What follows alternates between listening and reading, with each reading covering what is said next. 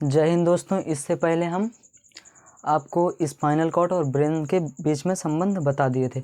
आज हम बायोलॉजी का बहुत इम्पोर्टेंट है, हाई स्कूल के पेपर में या पूछ लेता है, तो ठीक है, आज हम इसी को डिस्कशन करेंगे। श्वसन तंत्र मतलब सांस को अंदर लेने और बाहर लेने की क्रिया को श्वसन तंत्र कहते हैं। इसमें तंत्र लगा हुआ है यानी सिस्टम, तंत्र लगा हुआ तो जाहिर सी बात हम लोग इसके बहुत सारे अंगों के बारे में पढ़ेंगे। अब देखिए, ऑक्सीकरण। श्वसन का मतलब होता है ऑक्सीजन, जब तक ऑक्सीजन अंदर नहीं जाएगी, ऑक्सीजन का मतलब ऑक्सीकरण, तो जब ऑक्सीजन अंदर नहीं जाएगी जब तक, तो श्वसन नहीं कंप्लीट होगा, इसलिए इसे ऑक्सीकरण की क्रिया भी कहते हैं। अब ये रहा ऊष्मा तथा ऊर्जा। ऑक्सीजन श्वसन के दौरान जब हमारे अंदर जाती है तो हमें ऊर्जा मिलती है, और ऊर्जा के साथ साथ ऊष्मा भी मिलती। ऊष्मा हमें दो तरीके से मिलती, एक तो हमारे जब हम श्वसन करते हैं तब ऊष्मा मिलती, मतलब हमारा शरीर गर्म रहता, और दूसरा जब ब्लड शरीर में दौड़ता है, शरीर में ब्लड दौड़ता है, उससे घर्षण उत्पन्न होता है यानी फ्रिक्शन फोर्स, तो उससे ऊर्जा मिलती। आपने नोटिस किया होगा कि जब तक इंसान जिंदा रहता है, सांस लेता रहता, तब तक उसका शरीर गर्म रहता है, और जैसे मर जाता है, सांस बंद, खून का बहाव बंद, तो उसका शरीर ठंडा पड़ जाता है। इसका मेन कारण यही है। अब पढ़ते हैं श्वसन अंग, मतलब कौन सा जीव किससे सांस लेते हैं, तो ठीक है। स्तनधारी जीव मतलब जिनमें रीढ़ की हड्डी पाई जाती है, वो फेफड़ा यानी लंग्स से सांस लेते हैं। स्तनधारी जैसे गाय, भैंस, बिल्ली, जिनमें रीढ़ की हड्डी पाई जाती है। अब कीट, कीट मतलब छोटे छोटे कीट, वो श्वास नली यानी जो हमारे यहाँ निकली रहती ना श्वास की नली, वो लोग उसी से सांस ले लेते हैं। और जलीय जीव मतलब जो पानी में रहते हैं। गिल्स, ये एक ही चीज़ है, लेकिन हम लोग इंग्लिश से इसे गिल्स कहते हैं और हिंदी से क्लोम कहते हैं, और इसी को उर्दू से गड़फड़ कहते हैं। आपने देखा होगा मछली के यहाँ रहते हैं वो लोग गलफड़ से सांस लेते हैं। और मेढक, मेढक जो है वो तीन तरीके से सांस लेता है। जब वो छोटा रहता है यानी उसे टेडपोल अवस्था कहते हैं, वो जब छोटा रहता है तो गिल्स से सांस लेता, मछली जैसा रखता। हम आपको बता दें कि पहले हम जब छोटे थे तो मछली जैसे पकड़ के लाते थे, हम सोचते थे मछली है, लेकिन ससुरा बड़ा होकर मेढक बन जाता था। और जब मेढक ज़मीन के अंदर रहता है तो त्वचा से सांस लेता है, और जब ज़मीन के ऊपर आता है तो फेफड़ा से सांस लेता है, यानी मेढक तीन तरीके से सांस लेता है। अब हम समझते हैं कि श्वासोच्छ्वास क्या है, यानी इसे इंग्लिश से ब्रीदिंग कहते हैं। देखिए, सांस को अंदर लेने की और उसे बाहर छोड़ने की, ये दोनों प्रक्रिया जब मिल जाती है तो उसे हम श्वासोच्छ्वास कहते हैं। ये दोनों चीज़ को मिलाकर श्वासोच्छ्वास कहते हैं। अब देखिए, श्वासोच्छ्वास मतलब अंदर लेना, जब सांस को अंदर लेते हैं तो उसे कहते हैं निःश्वसन, और जब बाहर छोड़ते हैं तो उसे बोलते हैं निःश्वसन। अंदर लेना निःश्वसन, बाहर छोड़ना निःश्वसन। ये बच्चों को बहुत ही डिस्टर्ब करता है, अंदर लेना निःश्वसन, बाहर छोड़ना निःश्वसन, इसमें दो बूंदी जोड़। अब इंग्लिश वालों के लिए ठीक है, इंस्पायरेशन और एक्सपायरेशन। अब देखते हैं कि हम लोग आखिरकार कितनी कितनी मात्रा में गैसें लेते हैं। तो हमारे वायुमंडल में नाइट्रोजन 78% उपस्थित है, 78% उपस्थित है। तो भाई जब जितना उपस्थित है उतना ही तो लेंगे, तो ठीक है, इसे 78% लेते थे। और ऑक्सीजन जो है वो हमारे वायुमंडल में 21% उपस्थित है, तो हम इसे 21% ही अंदर लेते हैं। और ये रहा CO2, 0.03% उपस्थित है वायुमंडल में, तो इसे इतना ही ले लेते हैं। अब बात आती है कि छोड़ते कितना है, ये क्वेश्चन पूछ लेता है। तो नाइट्रोजन जितने लिए थे उतनी छोड़ दिए। अब आता है ऑक्सीजन, ऑक्सीजन में 4% का हेरा फेरी हो गया। अब भाई 4% कहाँ गए, तो हम आपको बताएंगे सेल वाले लेक्चर में, मतलब कोशिका जब समझाएंगे। माइटोकॉन्ड्रिया में एक क्रेब्स साइकिल चलती है, क्रेब्स चक्र, वहाँ पे ऊर्जा बनती है, और वहाँ पे ऊर्जा बनने के साथ साथ ऑक्सीजन 4% व्यर्थ हो जाती है, और ऑक्सीजन 4% व्यर्थ हो जाती है, वह CO2 में कन्वर्ट हो जाती है, जो हम श्वसन के दौरान उसे बाहर निकाल देते हैं, और CO2 4% निकालते हैं। ये दोनों बातें याद रखिएगा, यही पूछते हैं।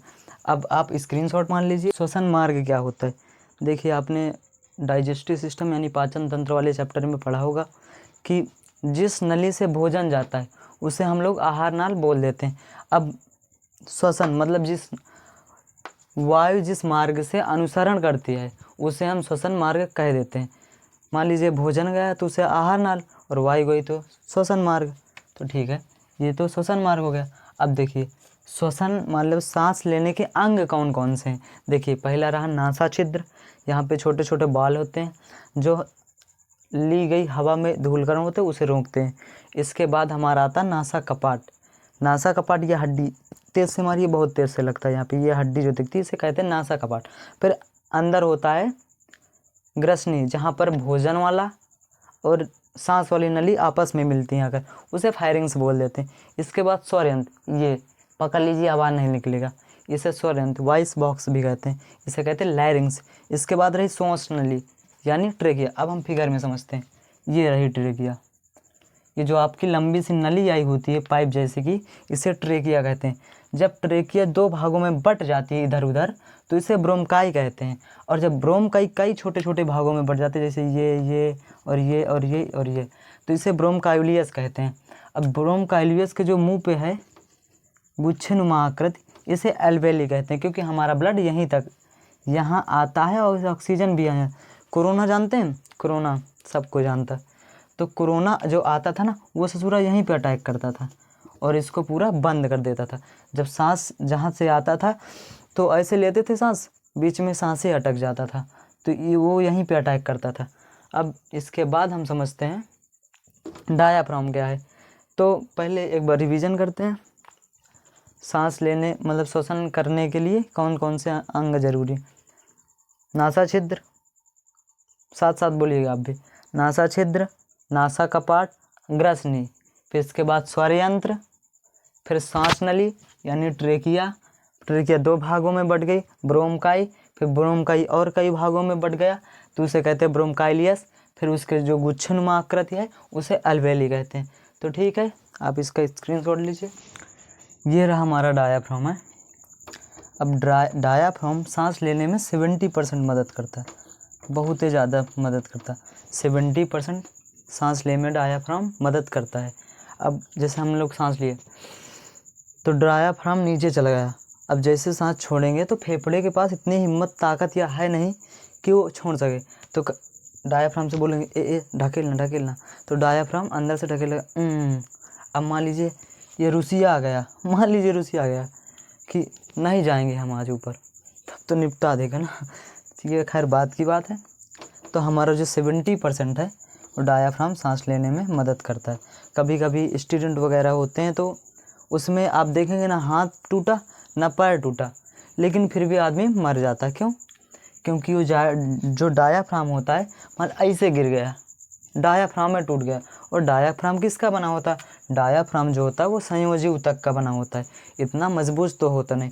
हम ऊतक के बारे में ऊतक वाले चैप्टर में पढ़ेंगे कितने प्रकार के होते हैं, क्या कौन सा कार्य होता है। तो ठीक है, संयोजी ऊतक हम ऊतक वाले चैप्टर में पढ़ेंगे। अब आप कहेंगे कि गर्भवती महिलाओं में इतना बड़ा तो उसका लड़का आ जाता है, तो उसमें डायाफ्राम कैसे काम करता होगा? तो देखिए, गर्भवती जब महिला होती है तो उसमें डायाफ्राम काम नहीं करता। अब कहेंगे ये नहीं करता तो उसे मर जाना चाहिए, तो उसका काम जो डायाफ्राम कर रहा था उसकी पसलियाँ, ये वाली पसलियाँ, यही इन्हें रिब्स भी बोलते हैं। जो डायाफ्राम का काम था ये रिब्स इनका काम करने लगती, डायाफ्राम वाला, फूलेंगी पचकेंगी फूलेंगी पचकेंगी। तो डायाफ्राम का जो काम होता है वो रिब्स करने लगे। मान लीजिए किसी महिला की रिब्स टूटी है, टूट गई, मान लीजिए किसी तरह टूट गई, अब उसका डायाफ्राम तो पहले ही काम नहीं कर रहा था, अब रिब्स टूटी तो क्या मरेगी वो, 100% मरेगी। तो ठीक है, अब समझते हैं खाना खाते वक्त हिचकी क्यों आने लगती है, हिचकी क्यों आने लगती। तो देखिए, ये रहा हमारा ग्रसनी जिसे हम लोग फायरिंग्स बोले थे। तो हमने आपको बताया था कि फायरिंग्स एक ही होती है नली टाइप, वहीं से खाना का रास्ता जाया होता है और वहीं से एयर का। देखिए, ये रहा जो इधर फूड वाला एरिया है और ये जो रहा एयर वाला एरिया है, यानी इसे ये फेफड़ा वाला है, ये पेट वाला है। तो देखिए, ये एपिग्लोटिस जो होता है ये चौराहे के पुलिस की तरह कार्य करता है। एपिग्लोटिस। मान लीजिए आपने खाना खाया तो कह रहे खाना आया, तो ये उधर घूम जाता है, ए खाना तुम इधर जाओ, और हवा ए तुम इधर जाओ, तो हवा को उधर भेजता है और फूड को इधर भेजता है। अब ये जो एपिग्लोटिस होता है इसे हम तो कंट्रोल करते नहीं कि एपिग्लोटिस खाना खाया हमने, इसको खाना को इधर जाने दो, और एपिग्लोटिस अब सांस लेना है इधर घूम जाओ, तो हम लोग तो इसे कंट्रोल करते नहीं, ये सब हमारा ब्रेन कंट्रोल करता है। अब मान लीजिए कभी कभी आपने देखा होगा, अक्सर आपके साथ होता होगा, अब आप खाना खाते वक्त बात करने लगते हैं या किसी दूसरे को याद करने लगते हैं, उसके ख्यालों में खो जाते हैं, तो एपिग्लोटिस पूछता है ए कुछ आ रहा, ब्रेन कुछ बताओगे कि ये जो आ रहा है ये खाना है या हवा है। वो बार बार पूछता बताओगे, कुछ उतर रहा। अब मान लीजिए ब्रेन तो किसी और को सोच रहा है, अब एपिग्लोटिस तो कंफ्यूज हो गया क्योंकि उसे पता ही नहीं कि जो आ रहा है ये फूड है या एयर है। तो एपिग्लोटिस धीरे से इधर घूम गया तो खाना तो अपने आप आ गया।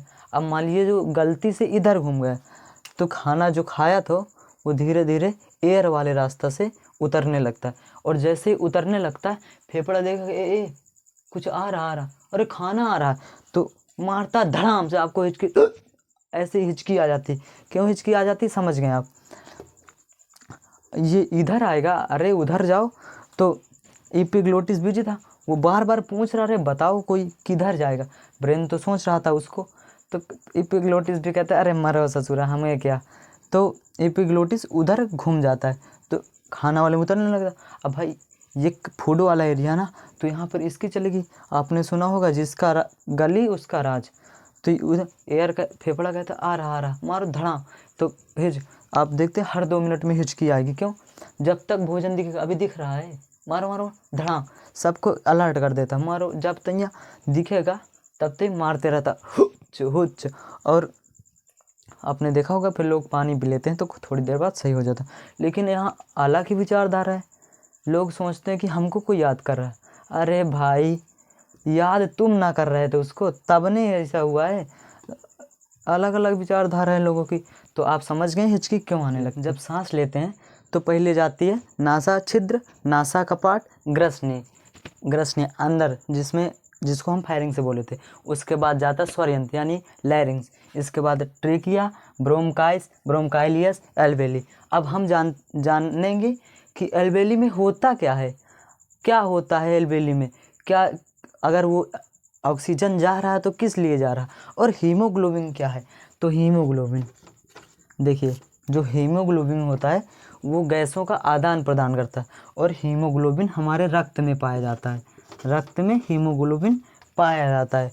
अब हीमोग्लोबिन गैसों का आदान प्रदान कैसे करता है समझते हैं, बहुत ही आसान है। देखिए जो हमारा हीमोग्लोबिन होता है वो इस जगह एल्वेली में बैठा रहता है, टुक टुक झांकते रहता है, ए सांस लिया ऑक्सीजन आया है, लो, तो ऑक्सीजन को पकड़ के सगले हार शुरू से लेकर अंत तक दौड़ते दौड़ते बांटता, ए तुम भी लो, ऑक्सीजन आया, वो सबको बांट देता है ऑक्सीजन।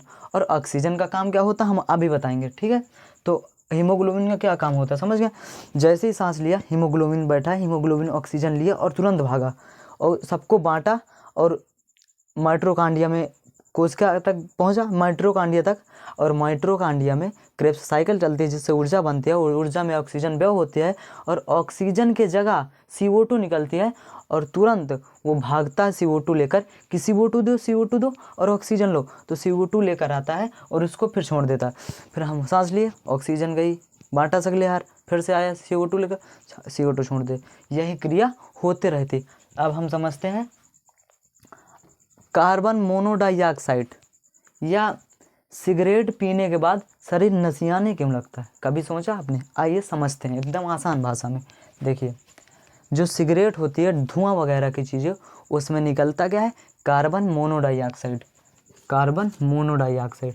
अब देखिए हालिका की ये जो हीमोग्लोबिन है इसका काम है O2 मतलब ऑक्सीजन का आदान प्रदान करना, लेकिन हीमोग्लोबिन से जुड़ा है बहुत खचरा, ये ना कार्बन मोनोडाइऑक्साइड पे चक्कर चलाने लगता है, तो ये हीमोग्लोबिन को ना ले जाकर इसको ऑक्सीजन को ना ले जाकर ये ससुरा CO2 गैस ही लेकर जा रहा है, धुएं धुएं भर देता शरीर में।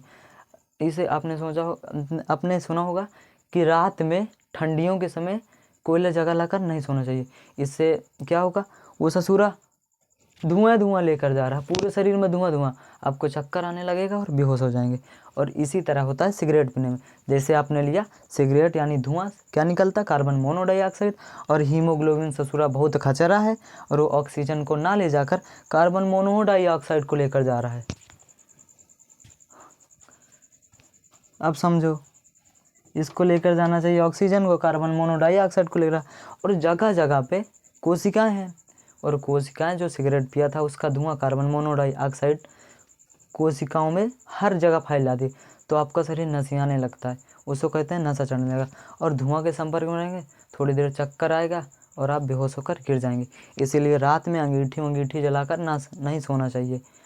ऐसे में आपको हीमोग्लोबिन धुएं धुआं भर रहा है, जाओ जाओ निपटा देगा रात भर में। तो आप समझ गए हीमोग्लोबिन का क्या कार्य होता है, और हमें सिगरेट पीने टाइम चक्कर, मतलब कि धुआं से चक्कर क्यों आता है और सिगरेट से शरीर क्यों नसियाने लगता है।